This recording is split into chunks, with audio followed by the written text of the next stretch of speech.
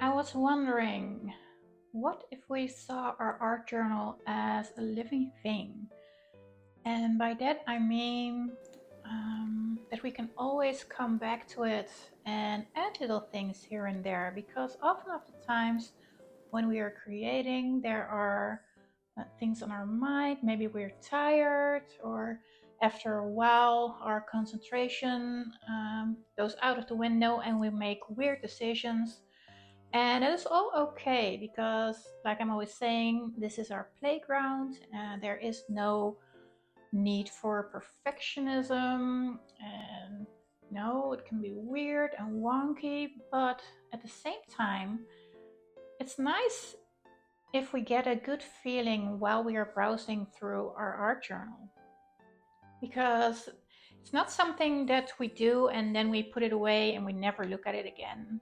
No, we can do that, and for some it is true, but my favorite art journals, I like to go through them whenever I need some inspiration, and I will have forgotten that I did something cool once and I can see how I did that, and then I can do something else with it.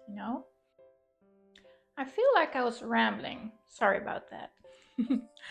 But, let's give ourselves permission to go back through the pages on those days where we want to do something, but we don't want to start a new project.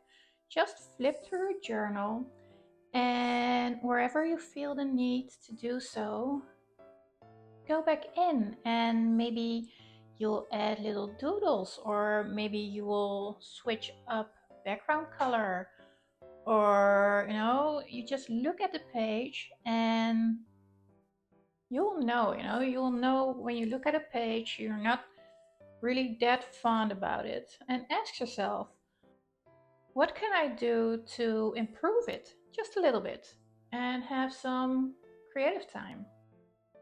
It's perfect for those days where you want to do something creative, but you only have 5 to 10 minutes and you don't really know what you want to do anyway. Just flip through a journal and do a little doodling or whatever comes to mind. Maybe you want a collage. Just do something to feed your creative inner child. With these pages, I didn't like that there was too little contrast, and that at the time I didn't really feel brave enough to paint over my precious collage papers.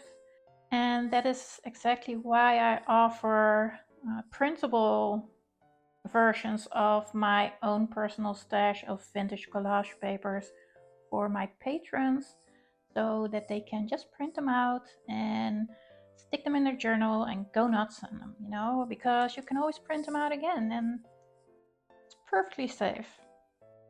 But I'm just going over the originals, not only because I have a lot of them by now, but also because most of the time it really gets better and you'll see hints of it, shining through.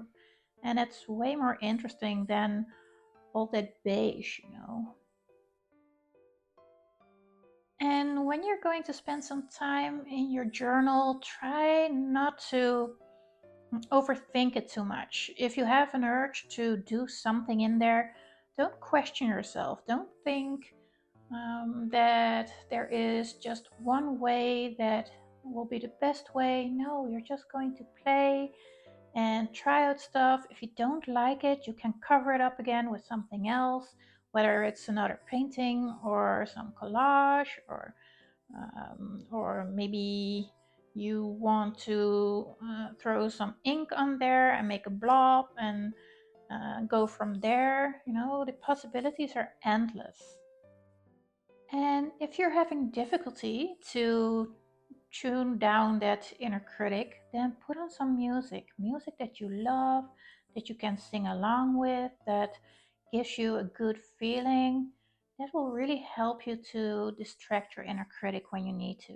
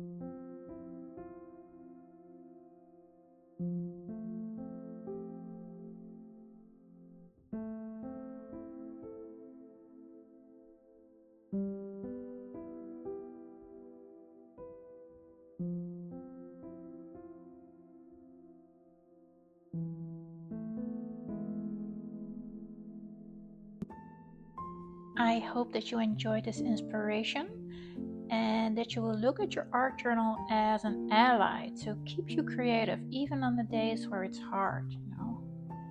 Sometimes an art journal spread is done right away and you love it, and sometimes they just need a couple more sessions for you to get familiar with it.